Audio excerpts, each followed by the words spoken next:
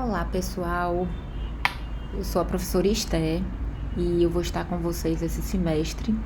A gente vai falar hoje um pouquinho sobre a introdução à radiologia, tá? Primeiro de tudo, eu gostaria que vocês pensassem já na cabeça de vocês quais são os principais métodos de imagem que vocês conhecem.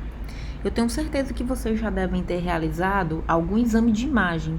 Se não vocês ou alguma pessoa da família de vocês, eventualmente mãe, pai, irmãos. Quais são os exames que eles já fizeram? Vamos começar pelo mais básico. Bem, o exame que deve ter ido já à mente de vocês é o raio-x. O raio-x é um exame amplamente acessível e de baixo custo, e ele pode ser realizado tanto em clínicas como em hospitais. E dentro do hospital, além dele estar localizado no setor de imagem, ainda existem aparelhos portáteis que vão até o leito do paciente e fazem o exame lá, à beira-leito. Ele é um excelente método para avaliar estruturas que contêm gás, como o pulmão e seios da face.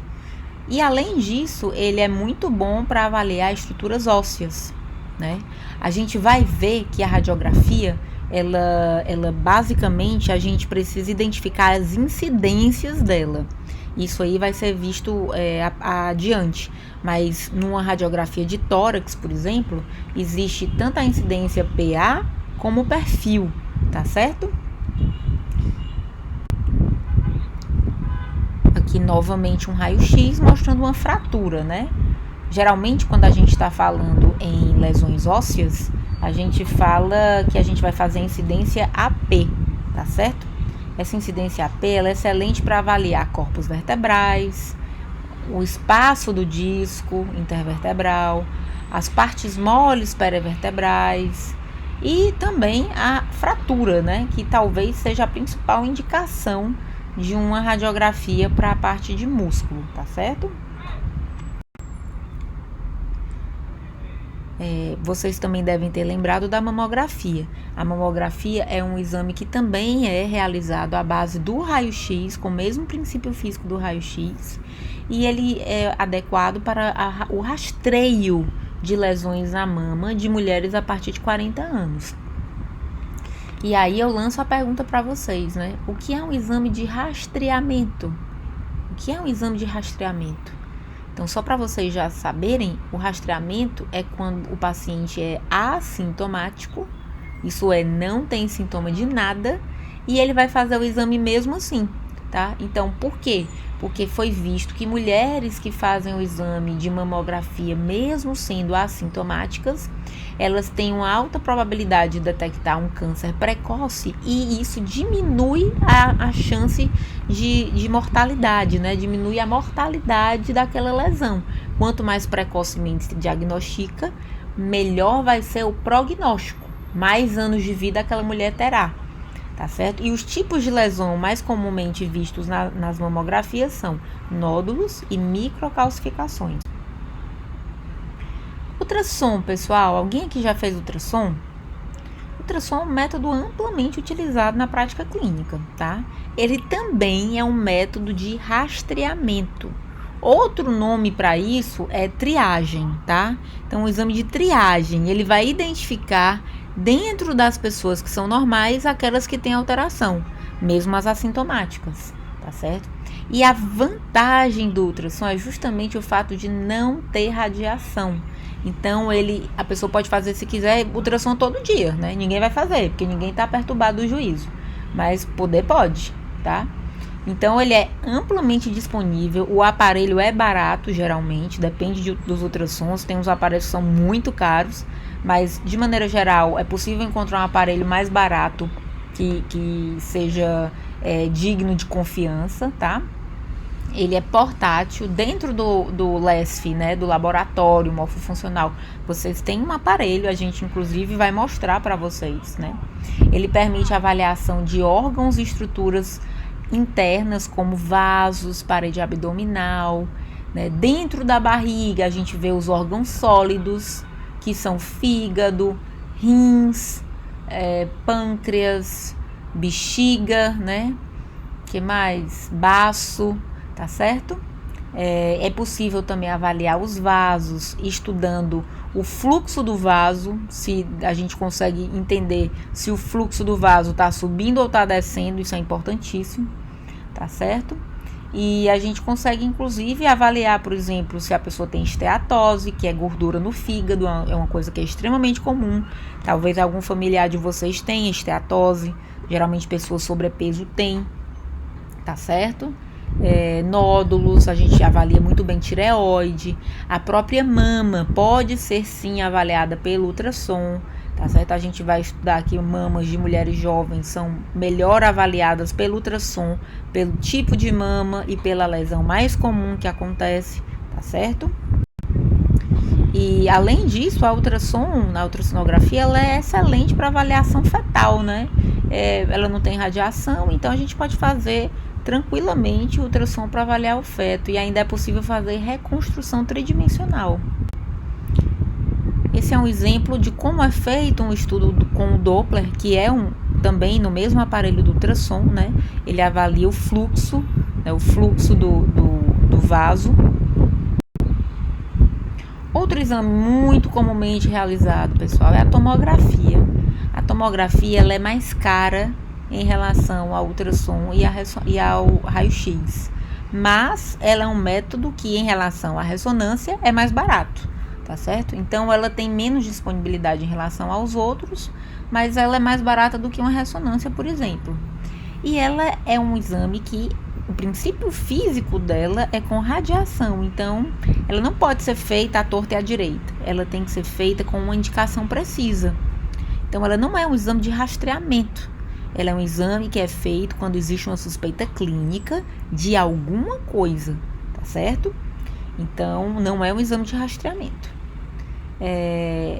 A gente pede muito tomografia quando se suspeita de doenças ou de alguma lesão que possa matar o paciente de forma emergencial, tá certo? Então, uma coisa que é emergência. Se eu suspeito que o paciente, por exemplo, teve um sangramento dentro da cabeça e ele pode morrer a qualquer momento, qual é o exame que eu vou fazer? Tomografia.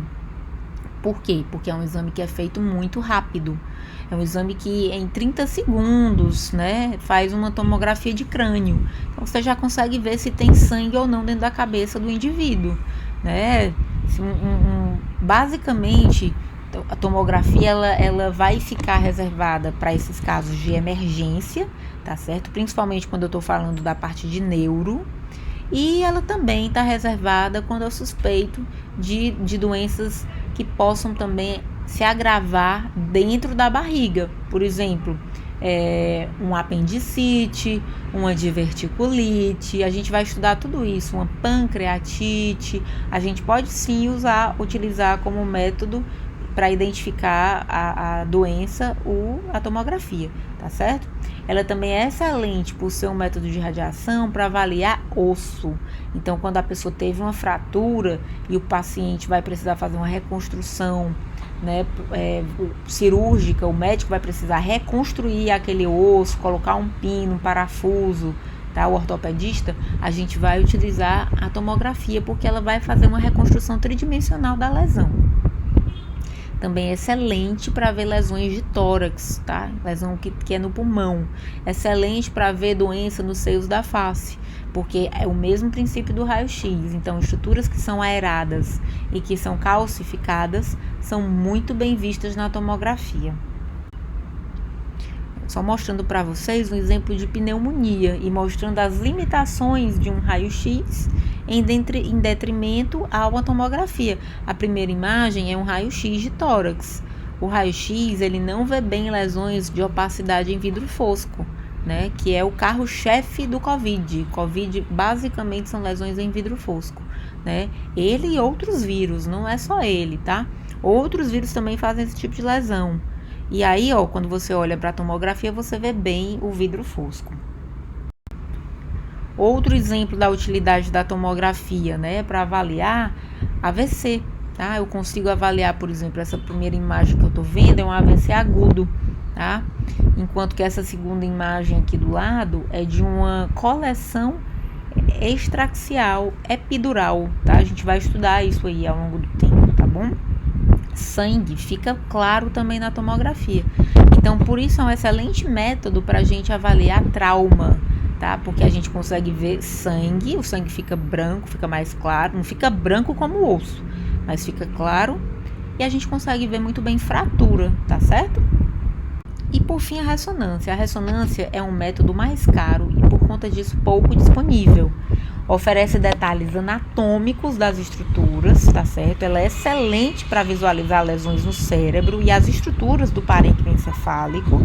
Também nos ajuda juntamente com a tomografia, estabelecer um diagnóstico. Então, muitas vezes a gente lança mão de 2 exames, faz a tomografia e depois faz a ressonância, tá certo? Então, a gente consegue ter estreitar mais o diagnóstico diferencial quando você lança mão de alguns exames, tá bom? A ressonância, ela é como se fosse montar um quebra-cabeça. Na verdade, você tem várias sequências e aí, dentro dessas sequências, você vai ver como funciona o sinal daquela imagem do tecido, se ele fica mais claro, se ele fica mais escuro, e com isso você monta o quebra-cabeça. Você diz, esse sinal na sequência tal é de um jeito, esse sinal na sequência X é de outro, então isso aqui é osso, entendeu? Você vai dizendo assim, isso aqui é de um jeito na sequência A, depois na B, depois na C, então isso aqui é gordura. Então você vai estreitando, dependendo da quantidade de sequências, você vai somando e você chega numa possibilidade de caracterização daquele tecido, daquele material, tá? Então a ressonância, além de trazer esse detalhamento anatômico melhor, ela consegue estreitar o diagnóstico de algumas lesões, tá certo? E outra indicação clássica de ressonância é para avaliação dos músculos, tendões e ligamentos, tá certo? Então, muitos ortopedistas pedem avaliação de lesões ligamentares e de tendões, justamente através da ressonância magnética.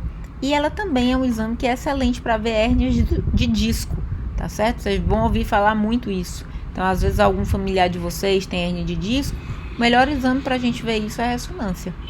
Dentro da parte de neuro, também o melhor exame é a ressonância. Vai ficar reservada a tomografia para casos de emergência, tá?